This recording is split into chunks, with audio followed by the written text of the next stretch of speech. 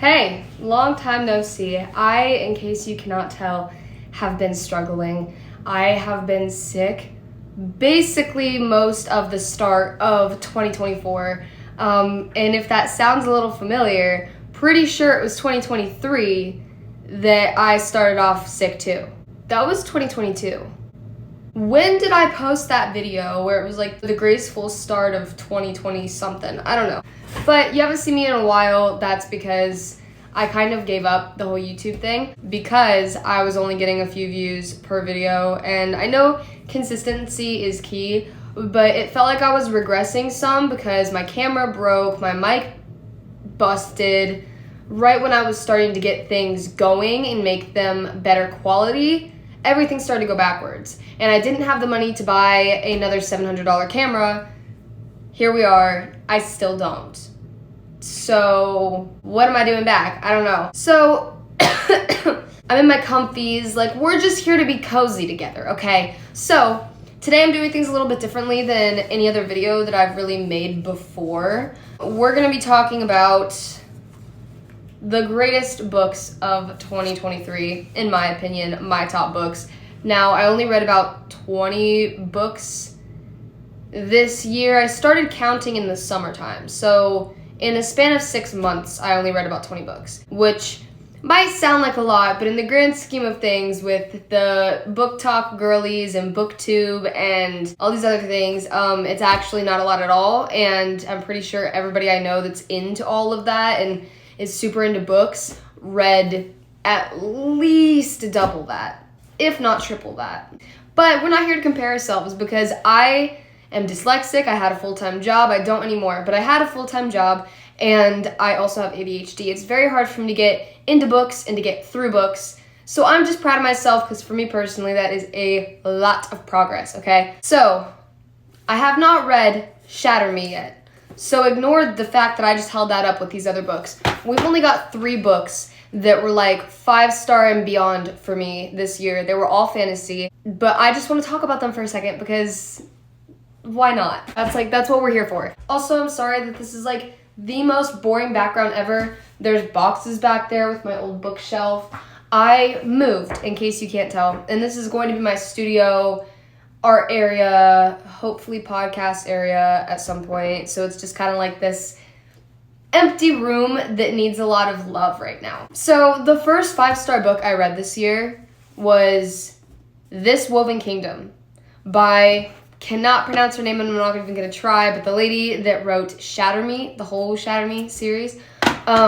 These are her newest books. I believe that there's another one that either just came out or is about to come out. This Woven Kingdom, I was at Target and I was like, I want a new book. I saw this sitting there, didn't recognize the author or anything because I didn't really know anything about Shatter Me. Obviously, I've seen the series everywhere because like it was very popular at one point, if not still very popular amongst its fans anyways.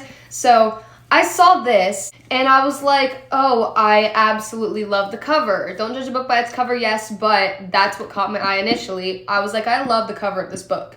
So I picked it up and I read the back and I was like, forbidden romance steams up the pages. And I'm reading about Eliza, how she's a servant, but like a long lost heir to like this lost people, like this lost people group essentially, where they're still around but they're kind of suppressed and can't like be just their people group because other groups found them threatening. It's hard to explain, but there's like 3 different types of humans essentially that exist in this world, and the type that the main character is have kind of just been sent into like hiding. Like, people around them know that they're there, know who they are, what they are, know that they exist, but their queen's gone. They don't have a ruler, and they've kind of been suppressed by who the king of this kingdom is because he's scared of them, because there's this prophecy that their queen is going to rise up and is going to dethrone him and kill him, essentially. And that ends up being this like 19-year-old girl who is a servant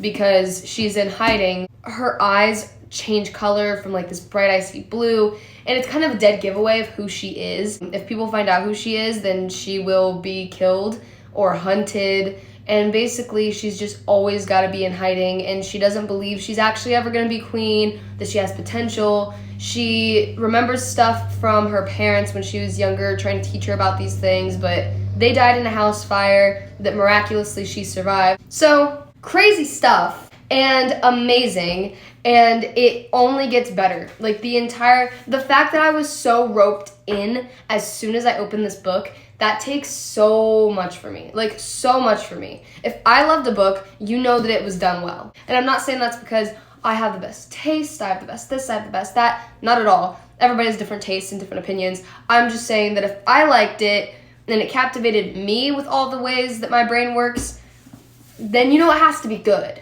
Even if it's not your cup of tea. You know what I mean? This was so good that I finished it in like a week, which is very fast for me. And I know it's like a smaller book. How many pages is it? Okay, about your average. It's like just under 500 pages. I'm laying in bed. It's 11 o'clock at night. And it gives like this little teaser when the book ends of what the first chapter of the next book is, since it had already came out at this point. I'm like, I'm not gonna read it, I'm not gonna read that, I can't read that. And then I start to read it and I'm like, oh, crap, I gotta read it. And I like slam the book shut at 11 o'clock at night. I'm like getting on my phone, going on to Barnes & Noble on the app, and I order immediately this book. Now, here's the thing. The books are completely different sizes from each other, which drives me nuts. And one is soft cover, one is hardcover. I like soft cover books. For display purposes, I like hardcover. Soft cover I like way more just to read in general. But the cool thing about this that made up for it was cheaper than the soft cover, but also it's a signed first edition, which I was like, okay, that's pretty cool. Yeah, see, there's her autograph. So I'm just like, that's pretty cool. All This Twisted Glory, I think, is the name of the last one. Just as I'm thinking about this book and the other one, I'm getting so overwhelmed and excited again. I'm like, I need to get the third one. I just have to get the third one. And a lot of people said about the Shatter Me series, a lot of them said the first book was okay, but they're like, I don't really understand the hype. And then they get to the second book and they're just all in. They're like, I understand the hype, I get it, I understand now. I'm surprised, honestly, because her newest books of this series, the first book I was sucked in immediately. And yeah, I would argue that the second book is a little bit better, but only because the story keeps getting better. Otherwise, every single thing about it is still just as good as the first one. So I'm just kind of like, I don't even know. It's that perfect, it's what you would expect where you love the first one and it only slowly gets better from there. It's all you could ever want from a book series.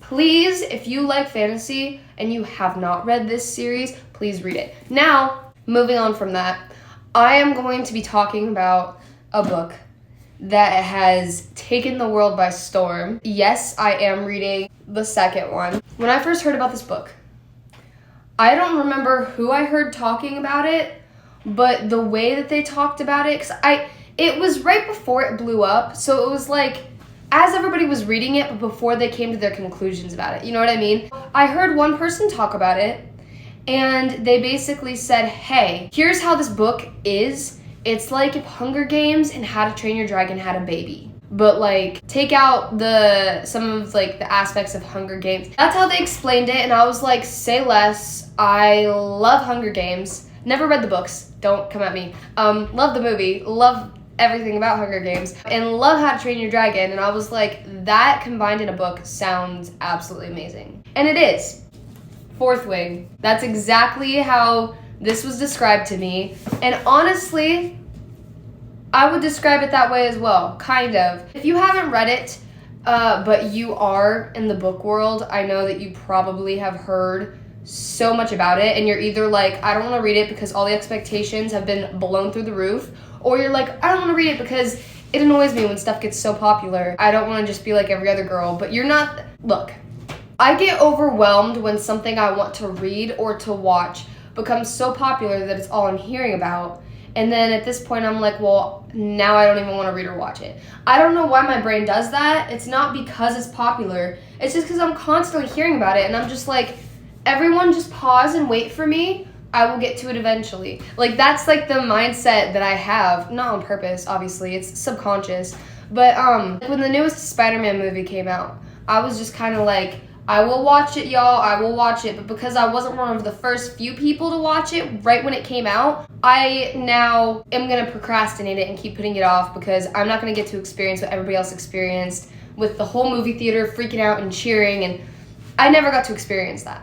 Anyways, so that, I kind of have that attitude about books as well. Sorry, the lighting keeps changing, and I have really baby eyes, and so I'm like this, and I don't want to be squinting the whole video, but this, I'm thankful that I read it right when it got popular, because if I heard so much about it and everybody around me was like, oh my gosh, this is so amazing, you just gotta read it, I probably I really tried there for a second. I probably never would have read it, is what I'm trying to say. Both books are hardcovers. Both books, you may ask. Iron Flame. Now, before we talk about Iron Flame and the craziness behind it coming out, I'm gonna just talk a little bit more about this. The main character is the daughter of like the ruler of this specific kingdom, and there's a bunch of, I'm so bad at describing stuff like this because it gets so complex and there's so many plots and twists and turns. But anyways, she's like my age, she's like 20, I think, and she enters into this thing to become a dragon rider when she actually wanted to become, what are they called? Essentially a bookkeeper. Essentially those people who, as historical things happen, they write them out and then they keep watch over all these historical documents. Why can't I remember what that's called? Basically, it was either be in the military or be a librarian, if we're gonna compare it to modern day things. She decided to become a dragon rider. Her mom kind of forced her into it. Her mom didn't really think that she was gonna last a day. And she ends up becoming one of the best, ends up bonding with one of the most powerful dragons, ends up becoming amazing. There's like this enemies to lovers type storyline, and it's just amazing. Like, what can I say about it? The way it's written, you're never bored, and there's always something to expect. The way that the book ends. Now, I never recommend books just based on their ending. The people that are like, oh, this book's really boring, it's really slow burn, but the ending makes it all worth it. I'm like, no, it doesn't. I want to enjoy the whole journey, people. I don't care if the ending is good, but the rest of the book sucks, okay? Like, I really don't. If the whole book sucks, I don't want to read it. If I gotta be like, flipping through every page, this whole book is a work of art down to the very last 3 sentences, and the way the book ends is so phenomenal. It is the best ending to any book I've ever read in my entire life. I'm not exaggerating. If this reached any type of audience and you are younger and you're either early middle school or early middle school, you're either early high school or still in middle school and you want easier books to read but you still like fantasy, if you're into like the fairies, mermaids, like the lighter side of fantasy, which I also am still very into. It's hard to find good adult fantasy, adult fiction books that are mermaid, believe it or not. I forget the name of it, but I'm gonna put it right here. This series has so many books to it, and it is a genuinely awesome series. I read it when I was younger, and I'm gonna reread it this year, because why not? I will put it up there on my Goodreads list, loud and proud. Even though they're more like childlike stories, I feel like you can read those as an adult and still like them just as much. So I feel that way about Emily Winsnap, that's what it's called. I like stuff like that. It's just fun and innocent.